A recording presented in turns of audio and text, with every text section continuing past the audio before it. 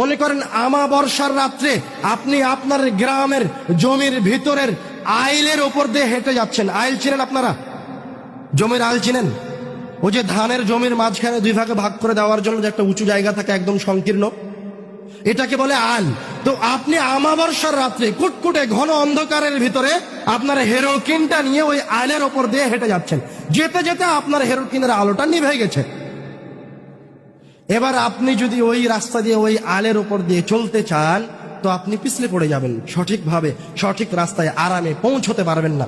তখন মনে করেন কোনো একজন ব্যক্তি একটা টর্চ লাইট নিয়ে এসে আপনার হাত ধরে আপনাকে সহি সালামতে, ডান পাশেও পড়লেন না বাম পাশেও পড়লেন না, আপনাকে সহি সালামতে আপনার গন্তব্যে পৌঁছে দিল।